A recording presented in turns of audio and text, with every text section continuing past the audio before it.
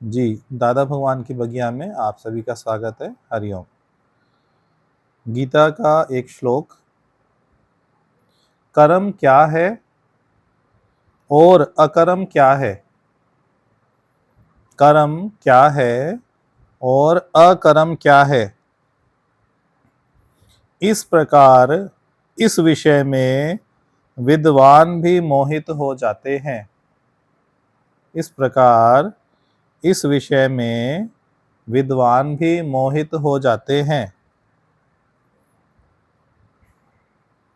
वह कर्म तत्व तुझे भली भांति कहूँगा।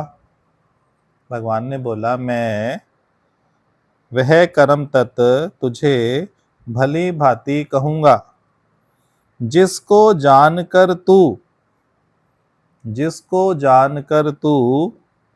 अशुभ संसार बंधन से मुक्त हो जाएगा। जिसको जानकर तू अशुभ संसार बंधन से मुक्त हो जाएगा। तो देखो, मुक्त होने का साधन साधारणतया मनुष्य शरीर और इंद्रियों की क्रियाओं को ही कर्म मानता है। साधारणतया मनुष्य शरीर और इंद्रियों की क्रियाओं को ही कर्म मानता है तथा शरीर और इंद्रियों की क्रियाएं बंद होने को अकर्म मानता है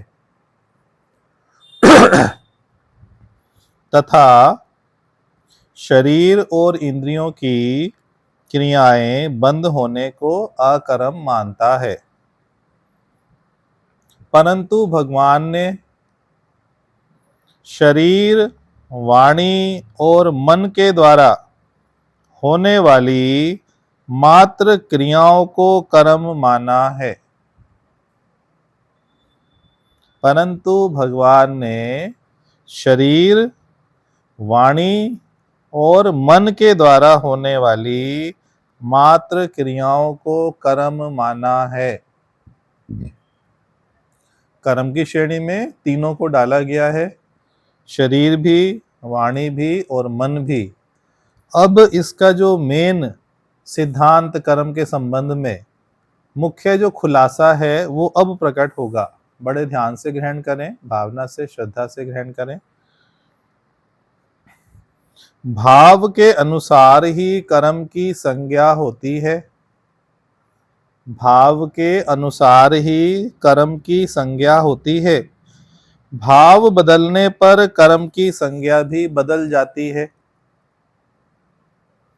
मतलब कर्म तो आपने एक ही किया, परंतु जैसे जैसे उसमें भाव बदलेगा तो क्या होगा, कर्म की संज्ञा बदल जाएगी।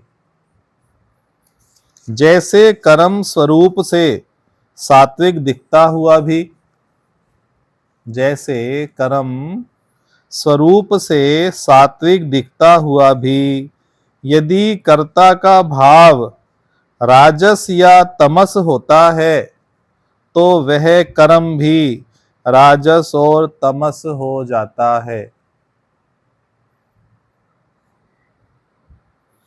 जैसे एग्जाम्पल देके समझा रहे हैं, यदि कोई भगवान की, देवी की, इष्ट की पूजा करे, उपासना करे, बंदगी करे, जो स्वरूप से सात्विक है, जब भी कोई ऐसा करेगा तो आप क्या बोलोगे, सात्विक कर्म कर रहा है।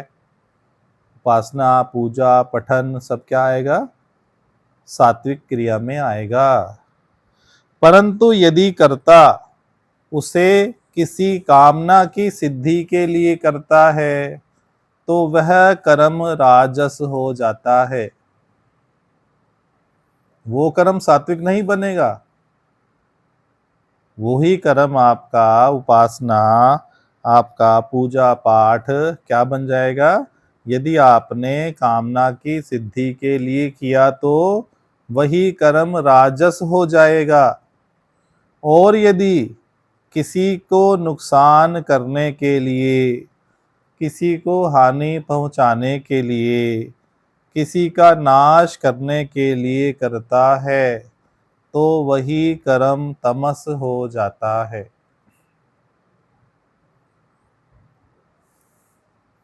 इसी प्रकार यदि कर्ता में फलेच्छा इसी प्रकार यदि कर्ता में फलेच्छा, ममता और आसक्ति नहीं है, फल की इच्छा, ममता और आसक्ति नहीं है, तो उसके द्वारा किए गए कर्म अकर्म हो जाते हैं। वही कर्म अकर्म भी है।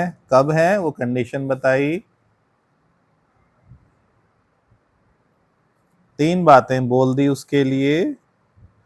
फल की इच्छा, ममता और आसक्ति नहीं है, तो वो ही कर्म अकर्म हो जाते हैं। अर्थात फल में बांधने वाले नहीं रहते। तात्पर्य यह हुआ कि केवल बाहरी क्रिया करने या ना करने से कर्म के वास्तविक स्वरूप का ज्ञान नहीं होता। केवल कर्म देख के आप नहीं बता सकते कि ये सत्कर्म है, बदकर्म है, अच्छा कर्म है, बुरा कर्म है। केवल कर्म देख के आप उसको नहीं बता सकते। इस विषय में शास्त्रों को जानने वाले बड़े बड़े विद्वान भी मोहित हो जाते हैं। इस विषय में मतलब यदि इस टॉपिक के ऊपर चर्चा करें तो बड़े बड़े शास्त्रों के ज्ञाता, बड़े बड़े विद्वान भी क्या होते हैं, इस संबंध में मोहित हो जाते हैं, कंफ्यूज हो जाते हैं, उसको अच्छे से समझा नहीं पाते। ये टॉपिक इतना कठिन है और जटिल है।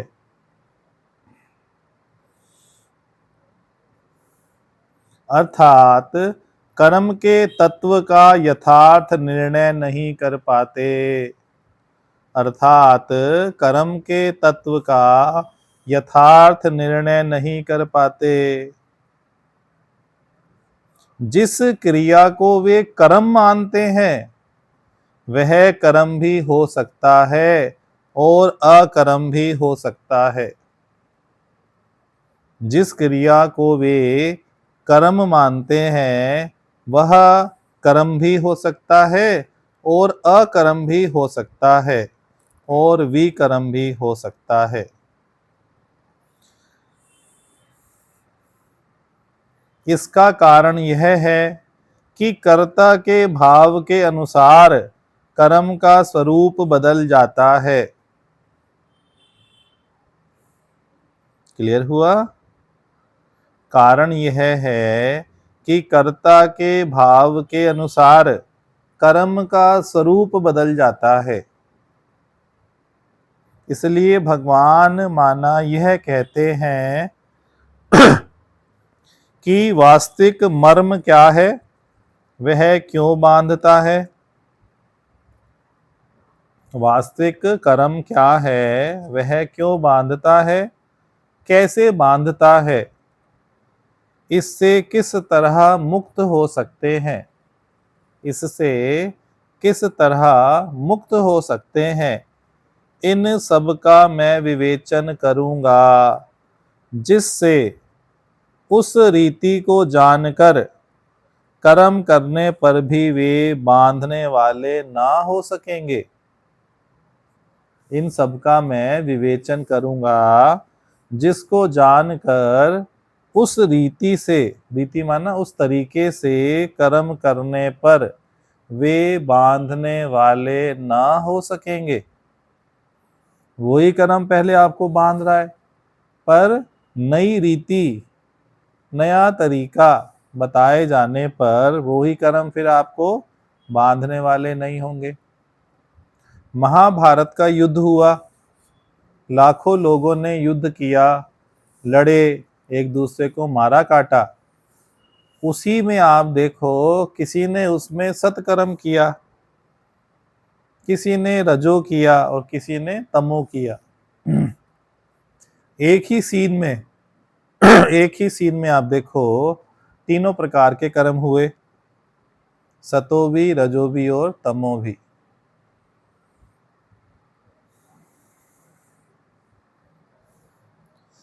यदि मनुष्य में ममता, आसक्ति और फल की इच्छा है तो कर्म ना करते हुए भी वास्तव में कर्म हो रहा है। तो कर्म ना करते हुए भी वास्तव में कर्म हो रहा है, अर्थात कर्मों में लिप्तता है।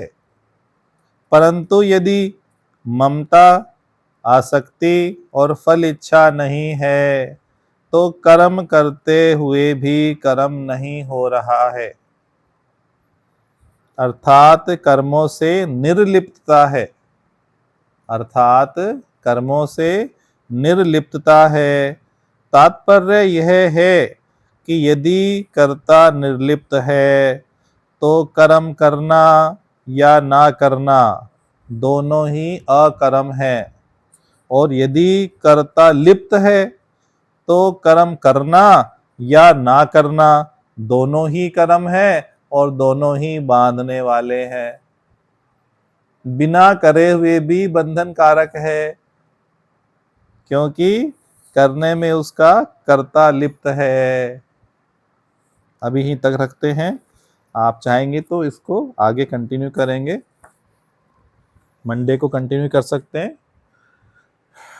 हरिओम सभी को। अभी